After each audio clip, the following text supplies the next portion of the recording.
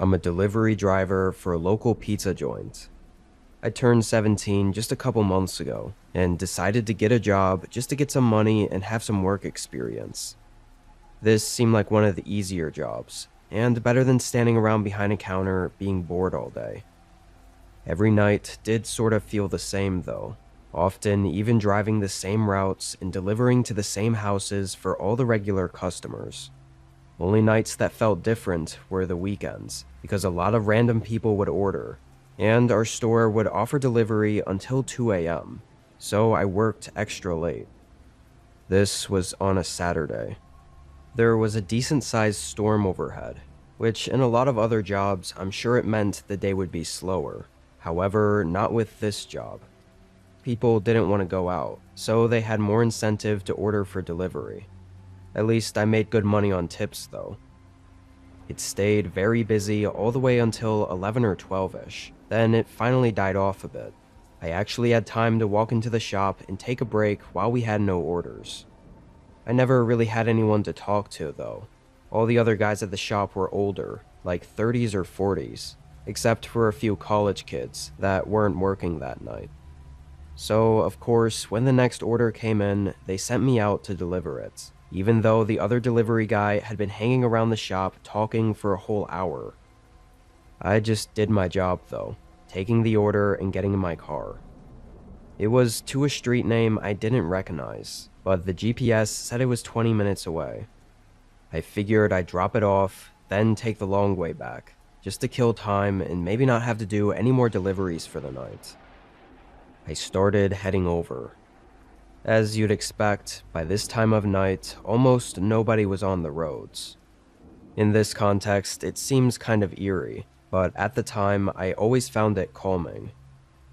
The neighborhood this house was in was pretty standard for houses around here. It was mostly wooded, houses far back in the trees with long driveways connecting to the street.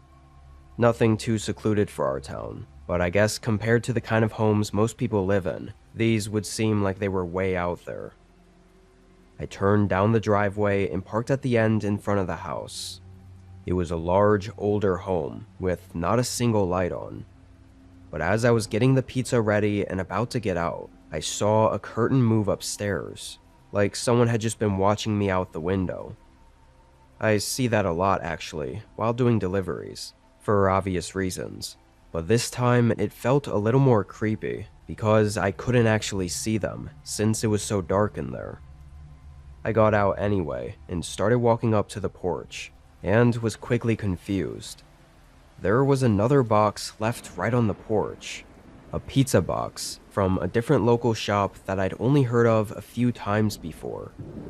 I didn't see any cars leaving the driveway, or even in the neighborhood as I pulled in, so it must have been there for a while, which was kinda weird.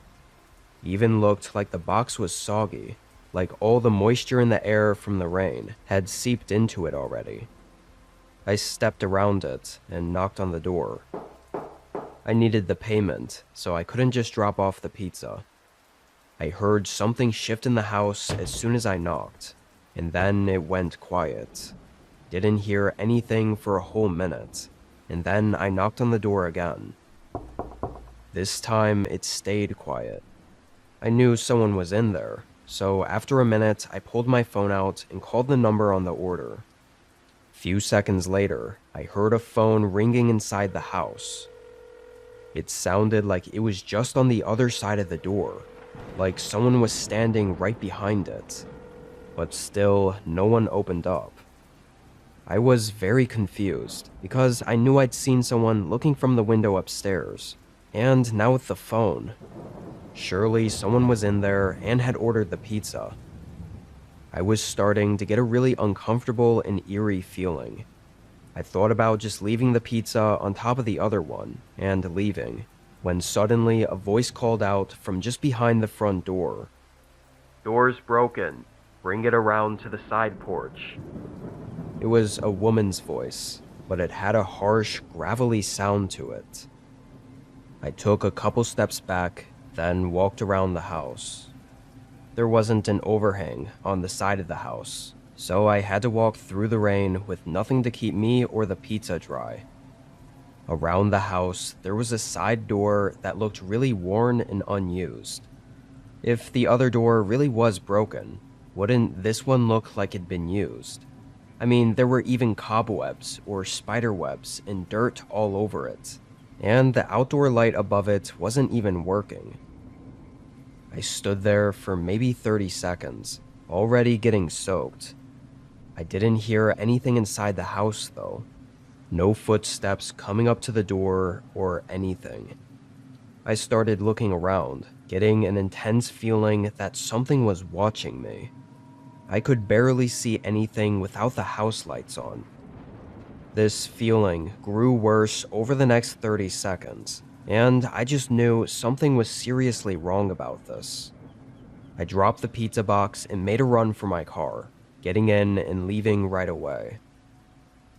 During the drive back to work, I thought the other pizza box on the porch might have been the other delivery guy, having had something similar happen. He probably knew better, or had seen something else that told him to just get out of there. So with whatever plan those people had not working out with the first delivery guy, they had to order again from a different pizza shop. Clearly, they didn't care about the pizza anyway, leaving it out there on the porch despite being home. The only problem is I just can't figure out what the plan really was. Best theory I've come up with is that she wasn't alone. Someone else was there, maybe out in the trees, and bringing me to the side of the house would be sure there were no witnesses to whatever was going to happen next.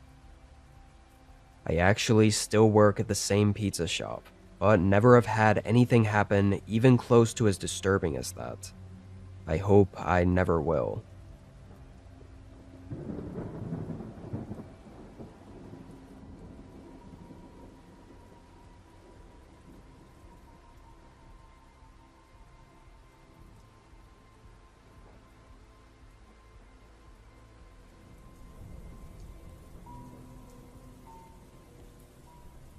This happened just under 2 years ago. I was a park ranger for a large wilderness area that I'm not going to specify to remain anonymous, but it wasn't a commonly visited forest though. A lot of other areas in the state were way more popular, even though the one I worked under was very large and dense. But with little visitation, the number of working park rangers was really low. My job varied, but often I'd be trekking up to campsites, keeping the forest clean, or occasionally doing search and rescues for hikers needing aid.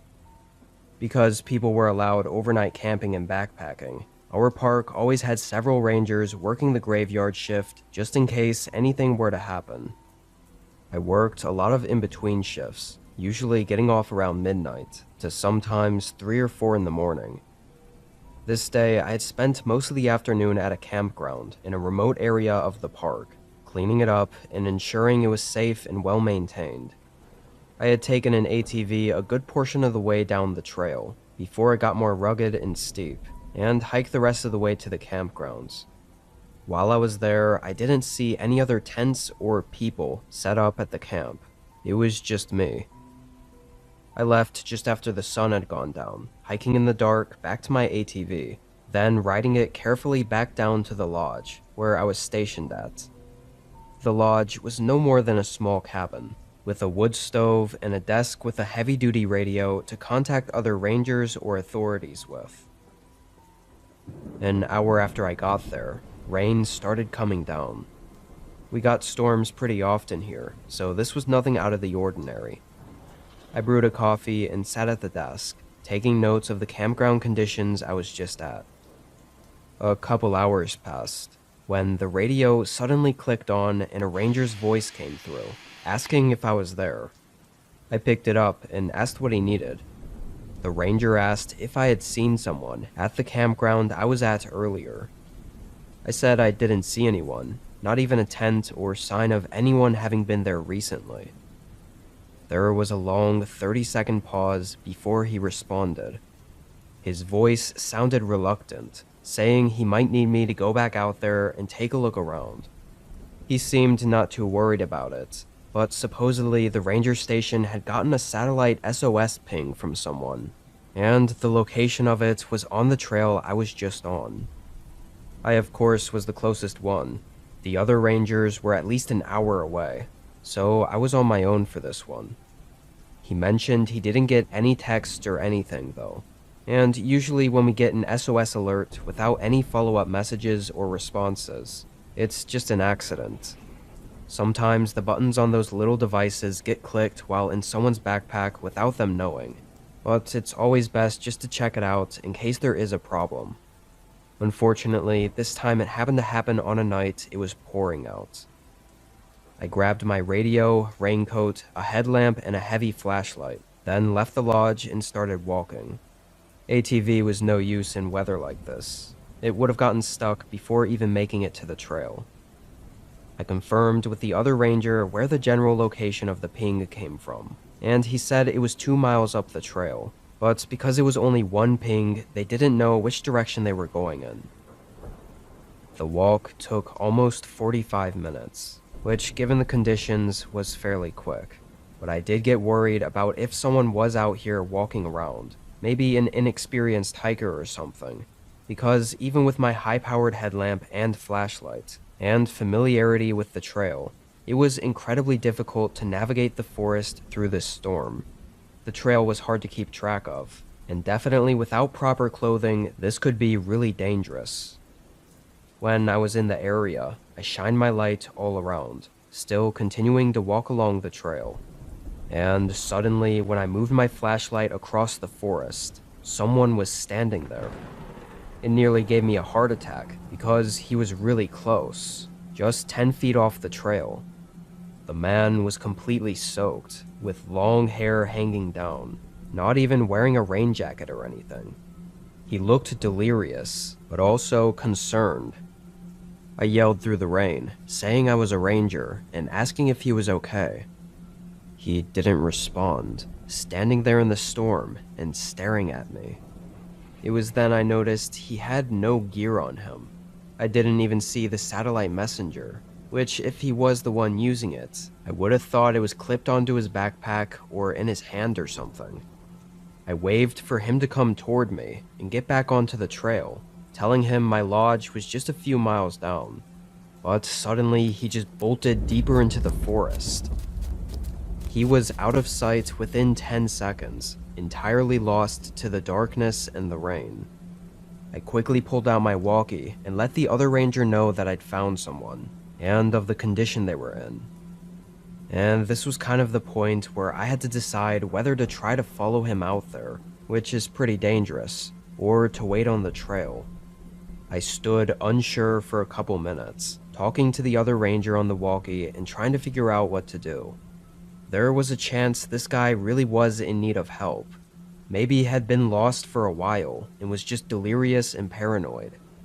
But during the couple minutes I was talking to the ranger, at some point he abruptly said, "Hold on." I waited a minute, and when he came back, he said he got another SOS ping from the same device and around the same area. He said it was just a quarter-mile east of the last ping. That was directly where I saw the man running into the forest. It had to be him, but why the hell did he run away just to call for help again, now further off the trail? I walked a little ways in, trying to get my flashlight to reach a little farther.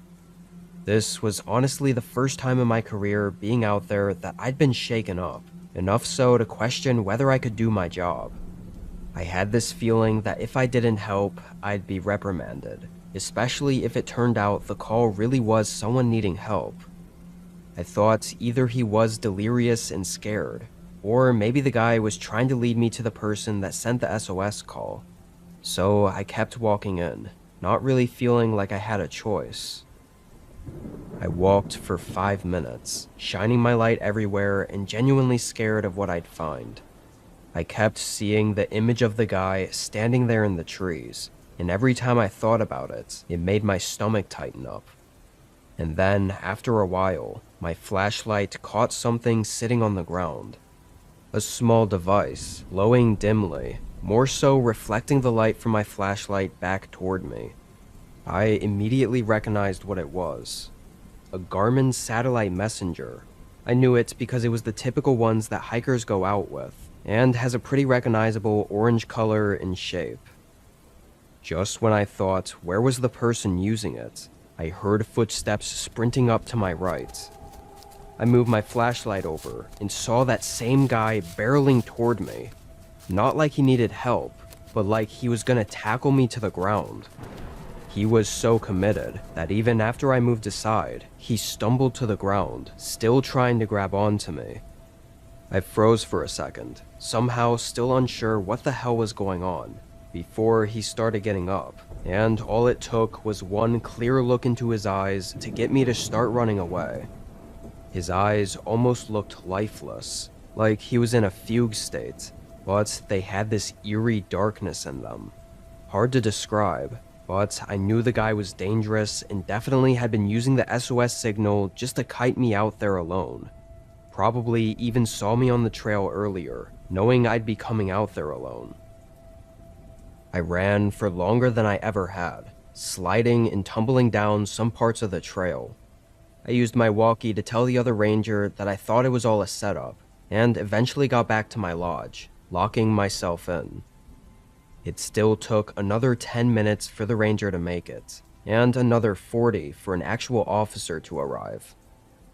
Due to the severity of the storm, and possible danger that I ran into out there, the whole search was put off until the morning, when it was still raining, but the visibility was a lot better.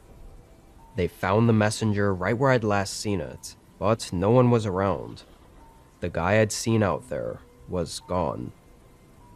What really gets me is he didn't look like he had anything, let alone a safety satellite messenger, which makes me wonder where he got it from, or who he got it from. Those things are pretty expensive, so if he didn't have any other hiking or backpacking gear, it'd be really strange if that was the only thing he had. But I worked there for a while after that, and nothing ever came up. No more sightings of him, and no unreported SOS calls. I left almost exactly a year after it had happened, I guess never fully recovering mentally from it, constantly thinking about that night over and over. I just know I was really close to something horrible, and the thought of being out there again if something similar were to happen was terrifying. I don't think there ever will be because the whole thing was swept under the rug, but if there is an update, I'll let you know.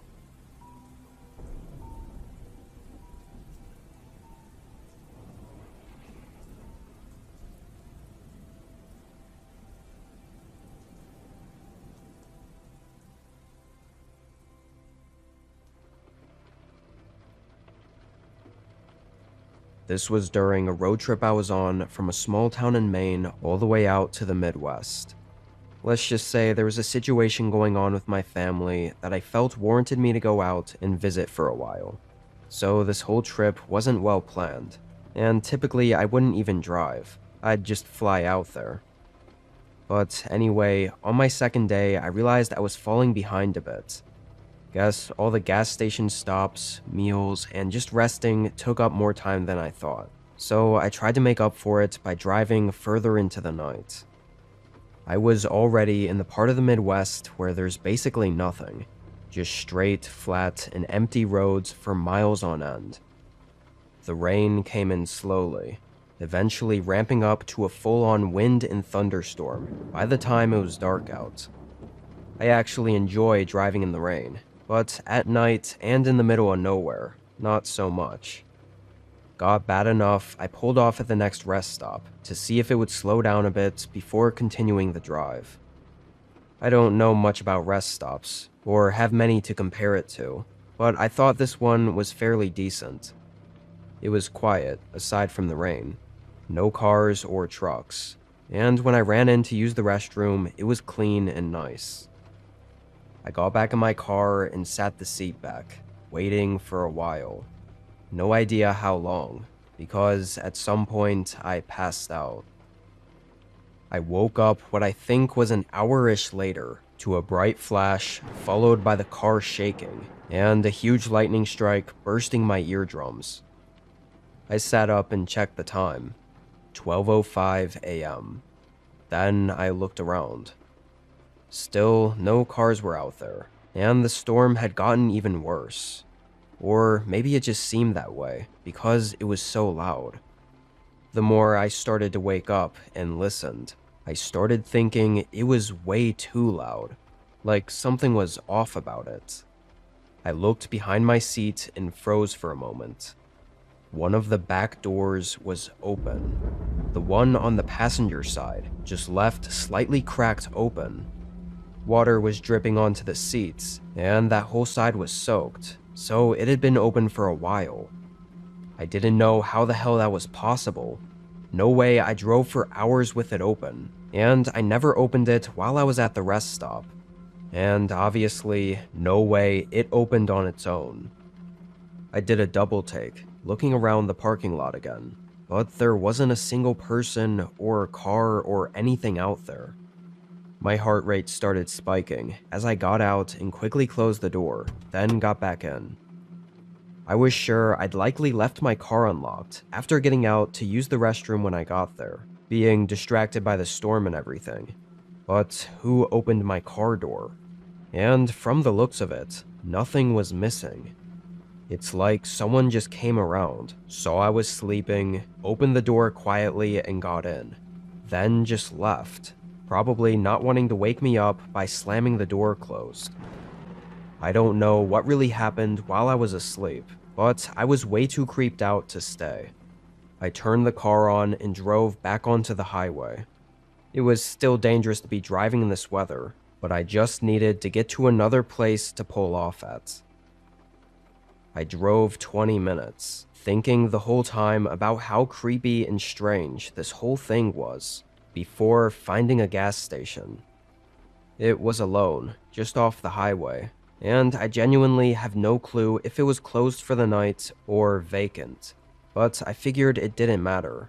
I wasn't gonna be there long, and definitely wasn't falling asleep again. Just needed to wait for the storm to pass. I parked right in front of the building. The place was about as unsettling as you're probably thinking. All the lights were off, and with the rain pouring down, I could barely see anything that wasn't directly in front of my headlights. I didn't have any service out there, so I couldn't do much on my phone. I locked the doors and just sat there and stared at the fog and rain. Only 20-ish minutes went by when I felt myself spacing out and looked around again to keep my mind occupied. And that's when I saw another car. It was parked only a couple spaces away from me. Dark black with tinted windows and all of its headlights off. I never saw it pull in. I had to wonder if this was someone following me, even though I'd never seen them before. Two really strange occurrences in the middle of nowhere during a storm seemed like a really big coincidence, almost too big. I stared at their car for a minute, as if somehow it would help me figure out what they were doing here. But the sudden sound of the back door handle getting pulled startled me. I spun around and saw a figure standing by the window. He moved away right when he saw me looking at him. I immediately started freaking out, trying to see where he went. The guy sort of disappeared somewhere behind my car, and I couldn't see or hear anything. But this whole thing basically confirmed I'd been followed, seeing as he tried to open the same doors before. Thank God I locked it this time. I fumbled around for a second, flustered and trying to think straight, messing with the headlights to see if there was some way to light up the darkness behind the car.